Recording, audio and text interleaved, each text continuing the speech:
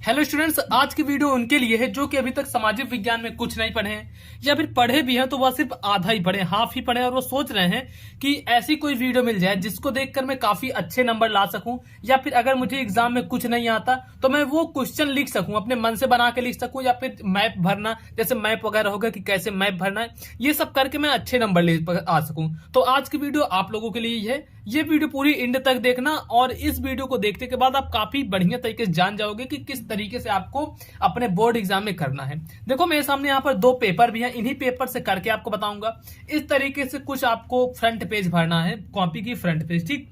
और उसके बाद देखो कॉपियां कैसे भरनी है। मेरे पास कुछ ऐसे रियल के पेज रखे हुए हैं जिनमें मैं भर के आपको खुद बताऊंगा पर्सनली कि इसमें आपको कॉपी को इस तरीके से भरना है, फिर ऐसे करना है, फिर ऐसे करना है। अगर ये सब चीजें आप जान जाओगे ना तो बहुत अच्छे तरीके से आप नंबर पा पाओगे, ठीक।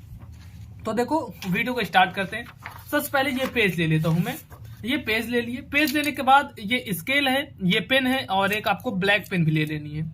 ब्लैक और ब्लू पेन अपने साथ में रखनी है, ठीक। और क्या करना है कि इससे एक लाइन खींचनी है। एक देखो लाइन कैसे खींचोगे, ये स्केल ले लो। स्केल लेने के बाद यहां पर ऐसे एक लाइन खींच देना है। देखो ऐसे, ये ऐसे लिए, इसमें एक ऐसे लाइन खींचो और उसके बाद फिर ऐसे आओ आगे और एक यहां पर फिर एक लाइन खींचनी है। दो लाइनें खींच देना और ये हर पेपर में करना होता है। अब आपके लास्ट पेपर ही बचा है तो इसमें भी आपको ऐसे करना है। लाइन खींच लिए। अब देखो लाइन खींचने के बाद क्या करना है। पहले तो कुछ चीजें आपको बता देता हूं कि कैसे पेपर रहेगा, पेपर में क्या चीजें आएंगी क्या नहीं आएंगी, जिससे आपको आइडिया लग जाए कि आखिर जो आपका बोर्ड एग्जाम हो रहा है उसमें क्या चीज रहेगा, कैसे रहेगा और आपको किस तरीके से उसमें लिखना है, फिर क्या करना है। सबसे पहले समझो कुछ चीजें।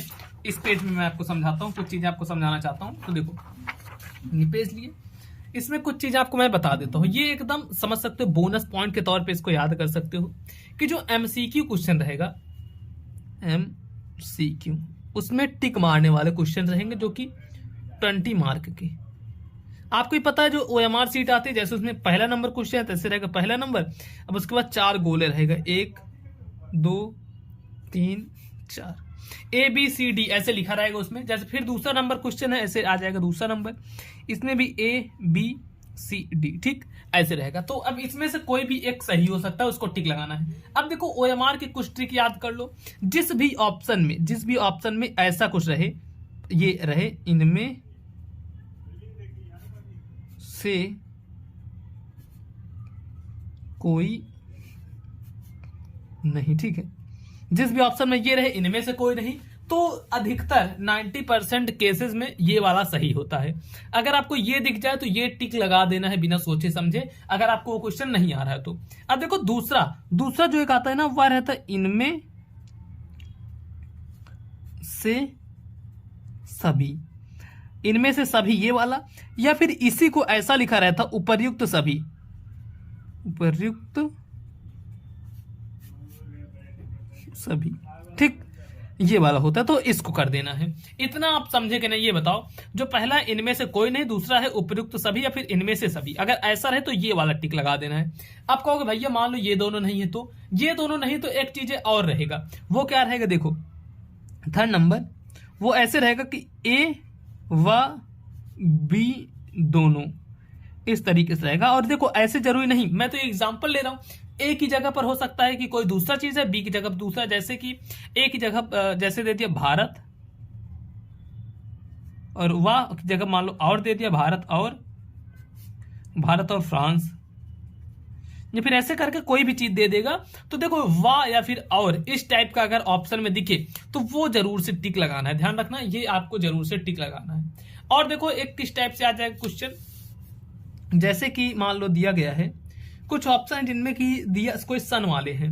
को एक है 1889, एक है 1880, एक है 1887 और एक है 1990। तो देखो इसमें ज्यादातर केसेस में ये वाला सही होगा। क्यों सही होगा, क्योंकि देखो सब में 1800 आ रहा है, एक में अलग आया, तो ये वाला सही हो सकता है। तो ये जो चीजें हैं आपको बहुविकल्पीय में ट्रिक लगानी है। 20 में से आप देखोगे 12 से 15 क्वेश्चन यहां से आपके सही हो जाएंगे अगर आप ये ट्रिक लगाते हो तो, ठीक। अब इसके बाद देखो, इसके बाद क्या चीजें करनी है। अब इस तरीके से आपके सामने कुछ दे दी गई रहेगी कॉपी कि चलो भैया ये कॉपी है। अब ये कॉपी रहेगी तो एक पेपर एक पेपर मैं ले लेता हूं, जैसे ये पेपर आ गया, ठीक। तो इसमें यहां से करना रहेगा, जैसे वर्णात्मक प्रश्न आएंगे, खंड ब वर्णात्मक प्रश्न। यहां पर समझ लो आपको कुछ नहीं आ रहा है तो कैसे करोगे। अब देखो खंड ब वर्णात्मक प्रश्न है तो इसको काली पेन से डालना पड़ेगा। खंड ब, यहां पर आओ, यहां पर ऐसे खंड ब यहां पर डालोगे काली पेन से कि खंड ब वर्णात्मक प्रश्न, तो ऐसे डाल दो वर्णात्मक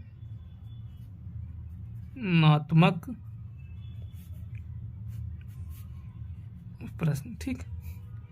वर्णात्मक प्रश्न डाल दिए। अब इतना करने के बाद फिर लेना है स्केल, और स्केल लेने के बाद इसके नीचे कर देना है ऐसे अंडरलाइन।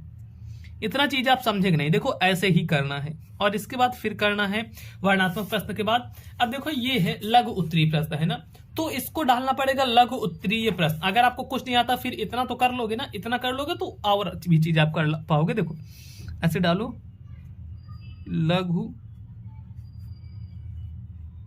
उत्तरीय प्रश्न, ठीक। लघु उत्तरीय प्रश्न, और उसके नीचे भी ऐसे कर देना है अंडरलाइन।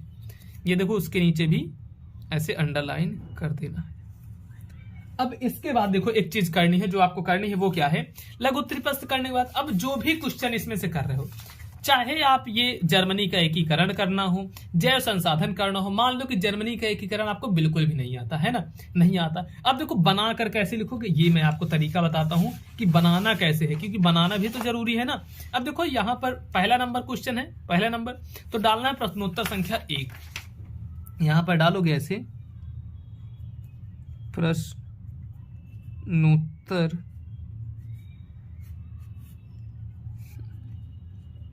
संख्या 1, ठीक। प्रश्नोत्तर संख्या 1 डालना। इतना करने के बाद फिर नीचे अंडरलाइन, ये अंडरलाइन बार बार करनी है, अंडरलाइन करोगे ऐसे। और इसके बाद यहां से जैसे जर्मनी का एकीकरण कब और कैसे हुआ, तो इसको आपको बिल्कुल नहीं पता, तो अपने मन से, अब देखो अपने मन से कैसे लिखना है, जब भी आप अपने मन से कोई आंसर बनाना उसके बीच में जर्मनी और एकीकरण आना चाहिए। जैसे लिख दो कि जर्मनी पूरे विश्व में एक प्रसिद्ध देश है, ठीक है, एक प्रसिद्ध देश है। यहां पर बहुत, अपने मन से ऐसे बना के लिखना है, बहुत सी लड़ाइयां हुई और अगर एकीकरण की बात की जाए, ऐसे ऐसे करके पूरा कम से कम 7-8 लाइन भर देना है। और इतना पता है मुझे, आप इस तरीके से कर लोगे। और ऐसे जैव संसाधन, जैसे दूसरा क्वेश्चन आएगा, फिर दूसरा क्वेश्चन लेना है, प्रश्नोत्तर संख्या 2 डालनी है। ये 2 लाइन नहीं लिख के छोड़ना, लिखना और ज्यादा, ये मैं समझा रहा हूं एग्जाम्पल के लिए। फिर ऐसे डालोगे प्रश्नोत्तर संख्या 2, ठीक। प्रश्नोत्तर संख्या 2 डालोगे। तो इतना करने के बाद देखो क्या करना है, फिर यहां पर जो करना है वो जैव और अजैव संसाधन पूछा था, तो हेडिंग डाल दो जैव संसाधन की, पहले जैव संसाधन। अब जैव संसाधन के बारे में जो चीजें आपको पता है उतना लिखना शुरू करो, कि जिनमें जीवन व्याप्त होता है उसे जैव संसाधन कहते हैं, क्योंकि नाम से ही लग रहा है कि जैव मतलब जीवित, तो ऐसे लिख दो जिनमें जीवन व्याप्त होता है उसे जैव संसाधन कहते हैं, ठीक। और उसके बाद फिर ऐसे उदाहरण डाल के ऐसे लिख देना है, कुछ भी चीज मनुष्य जो भी है, ऐसे ही करके सारे क्वेश्चन अपने मन से बना बना के लिखने हैं।